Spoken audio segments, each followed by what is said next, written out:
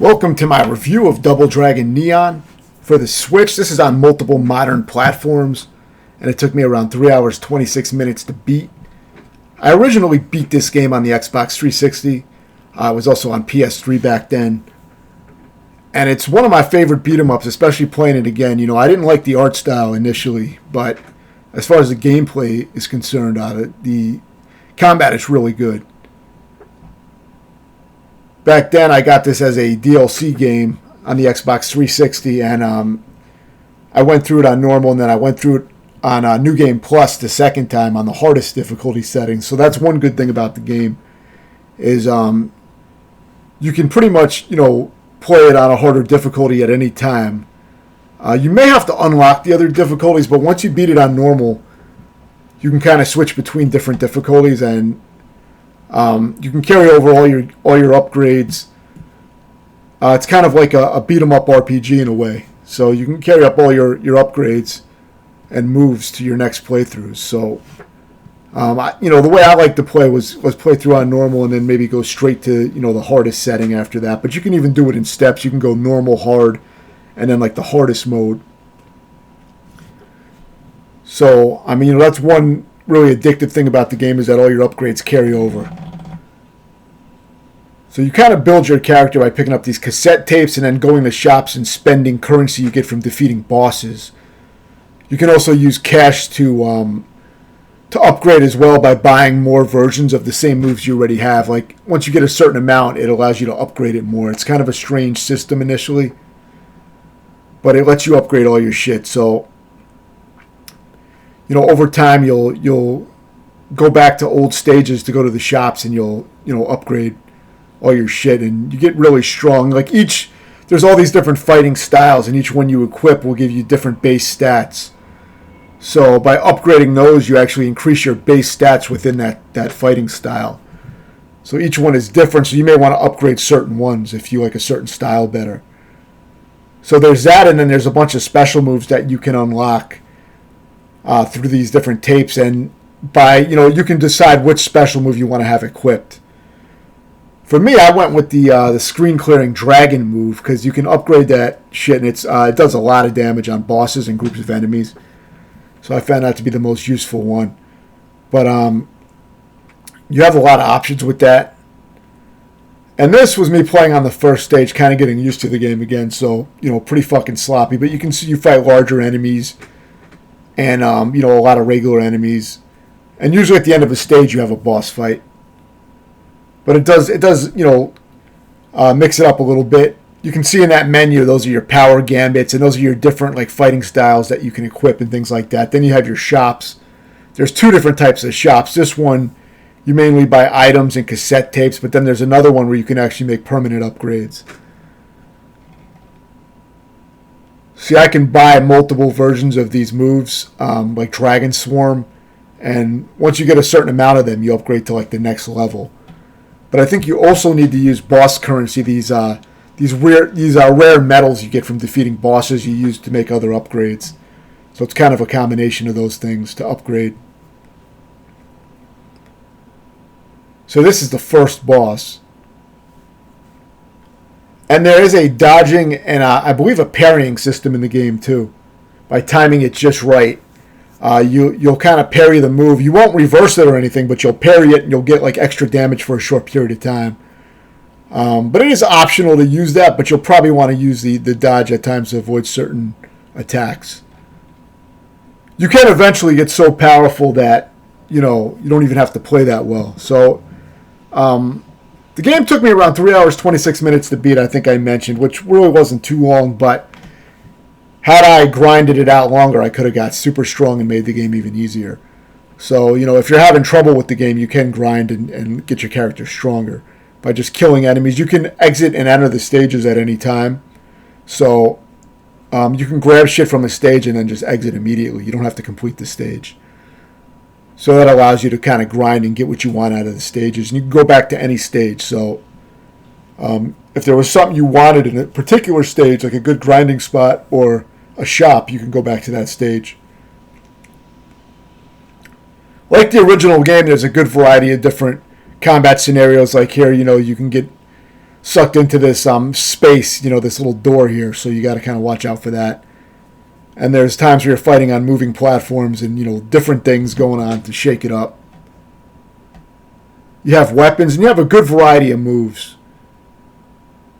The game doesn't have quite as good a mix of moves as Double Dragon Advance as far as a mix of useful moves. I mean, I find that I still like the combat better in Double Dragon Advance, which is one of my favorite beat-em-ups of all time. But,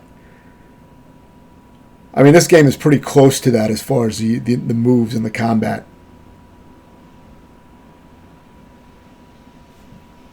There are some annoyances, as I show here. Like, there are some, linear paths where you're on a really narrow path and you can't move up and down, and then you have enemies that will, spam these fans at you from across the screen, and you can only hit them during a specific period of their animation. See, so I'm hitting them physically, but it's not connecting. So those are these fights are a little bit irritating. Some of these opponents. Sometimes I'll just use my power move, which is like the dragon, just to get rid of them. And at this point, I still wasn't quite sure what you were supposed to do with them, but I think you have to hit them during a certain animation, or parry their move and then hit them. But it's a little awkward. So here, you got to watch out for this helicopter, which will blow you back. Just got to run against it. So you have some interesting fights where there's other shit going on while you're fighting the enemy, so it kind of keeps it, fresh. So here I was experimenting with a fireball move that I had, which is okay, but really, I don't think anything really compares to that Dragon Swarm. Even though it does take more magic to use, it clears everything out. Your magic is basically that meter, below your health. And you have like maybe 2 or 3 lives to beat each stage. You can't stockpile lives and carry them over from stage to stage. So there's no point in going in the shop and buying tons of 1-ups unless you really need them just to beat that one stage, because you won't be able to carry over a bunch of lives to the next stage or anything. If there is a shop in the stage that you're on, then you can buy, lives, but they're only for that stage. So this was a cool boss fight, though a little bit irritating, but you basically just keep climbing to the top and throwing these barrels at the boss. These exploding barrels. But it's cool to see some platforming mixed in, though it can feel a bit clunky because the platforming control, is not great with any of the Double Dragon games, really, and this is no exception. So it can be kind of irritating.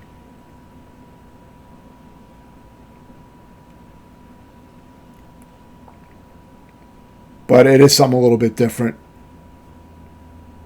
So once you get this barrel, you just slam it into the back of the machine, and then you'll do that about another 2 times or so to beat the boss.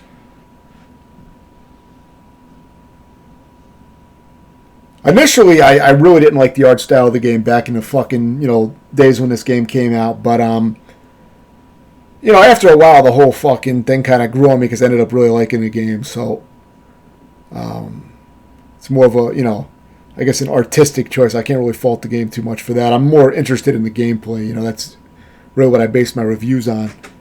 The soundtrack is kind of like an 80s throwback with a bunch of fake 80s music, basically. That's like a throwback to that kind of music, if you're into that kind of shit. I mean, it fits the theme of the game fine, so I think it works well for what it is, even though it's not my kind of fucking music. But, then again, there's not really much music that I like at all anyway, so, that's not a good standard, really, to base it on. There are some, clunky moments and things, and sometimes the control doesn't do exactly what I want when it comes to platforming, so there are some issues with the game that bring it down a bit for me, and some repetitive sequences, but, for the most part, I really, really enjoyed the combat in the game. It's one of my favorite beat-em-ups just because it has that RPG element, which makes it really replayable. Like, I really enjoyed the 3.5 hours I spent on it, beating it again. Because, I had to kind of power up my character, and it was satisfying to kind of level up and get stronger in the game, get new moves. So, I mean, it was definitely enjoyable. You have weapons, too. Some, you can throw the weapons or use them to strike the enemies, and some weapons can be very good. But they're, they only last for a certain amount of time. Maybe after a certain amount of hits, they break or something like that.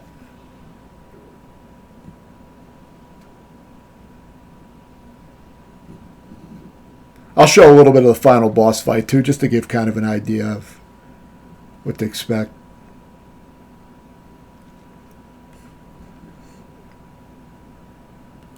So this stage, well, actually, this is a another boss fight with the Skullmageddon, which is kind of like the main villain of this game. Instead of having Machine Gun Willie, as the main villain, or the Shadow Brothers or whatever the fuck they were. In this, it's basically just Skullmageddon, a guy with a fucking skeleton with a fucking Japanese hat on or some shit. I don't know, but fuck. It's cool though. He's a cool villain. It works for the game. It doesn't really follow the character design or art style of the old Double Dragon games much, aside from the main hub where you, the overhead map where you kind of just move around and go to the next stage. But aside from that, there's not really much Double Dragon reference in the game. I mean, there's a lot of references to Double Dragon. It's just, the Abobos are the closest thing to a Double Dragon looking enemy, the big muscled bald-headed dudes. But they don't really look anything like they do in the Double Dragon games too much. There's a slight resemblance, but the game doesn't. The art style is not too heavily based on the old Double Dragon games. It's kind of a little bit of a unique take on it. But it definitely has enough references and things like that to the old games. But it's quite a bit different, looking and sounding than the old games.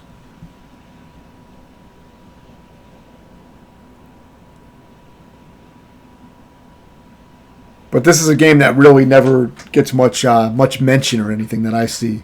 I never hear it mentioned at all, really.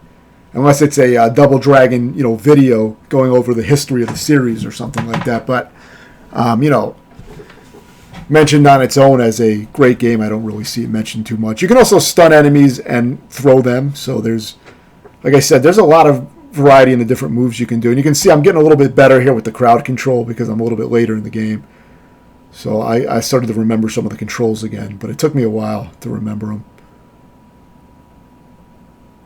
I mean, I definitely didn't have the memory of the controls when I went back to the game on the Switch because it's been so long, But I am playing on the Yuzu emulator, which runs the game great, no problems.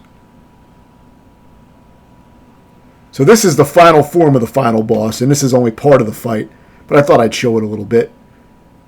I mean, it does kind of show how the game ends, but if you've seen my reviews before, I usually do cover final bosses because I feel like that kind of is part of how the game, caps things off. It's kind of part of the entire experience in a way, even though it's a small part of the experience. I think a final boss is important in a game, Or if not a final boss, at least a strong finish to the game, Like Halo 3 had a shitty final boss, but the escape sequence at the end was fucking great, so it was cool, But so it doesn't have to be a final boss, but I think a game should finish off on a strong point. But yeah, I mean, it's not essential, but it is part of the game, I think. It's part of how you remember the game, I think. But the final boss was cool. It's a multiple form fight, and it's quite cool. And you want to be pretty powered up by the time you get to it because it does go on for a long time, and the boss can be hard to dodge perfectly. But they do give you a checkpoint right on this final form of the boss. So if you lose all your lives, you will at least start at this form. So you should be able to beat it at that point. The final stage does get more challenging with a lot more traps, obstacles, platforming, and difficult enemies. So the game has a nice, even ramping up of difficulty, which I like. I remember the game being a lot harder, but it seemed like I beat it much quicker this time for whatever reason. So maybe I was, a better player overall. Or, I may be remembering it wrong. Maybe I thought it took longer than it did in the past. This was before I kept a time record of how long games took me to beat. The only way I used to know that is if the game told me, and the end game menus usually weren't very accurate back then, but, because they didn't really include every little aspect, like pausing the game might be counted or, different things like that. But now that I record all my playthroughs, I have completion times that are pretty accurate. So yeah, overall I'd give this game an 8.5 out of 10. I mean, to me, it's a great beat 'em up. I think it's one of the best ones because of the RPG element. But now without the RPG mechanics, it still stands pretty strong on its own. I might still give it an 8 or something like that without the RPG mechanics because it's quite a strong beat 'em up. It's not my favorite beat 'em up as far as the core mechanics of a 2D beat 'em up of all time or anything, but as far as beat 'em ups that I enjoy playing, I had a lot of fun with it. I think it's one of the more enjoyable ones to progress in. And then after you beat the game, like I said, you can carry over everything to another difficulty too. So you can just keep playing the game, and you can get easily probably 7 to 10 hours out of the game by doing the harder settings. So it's got a lot of replay. If you have any questions, let me know, and thanks for watching.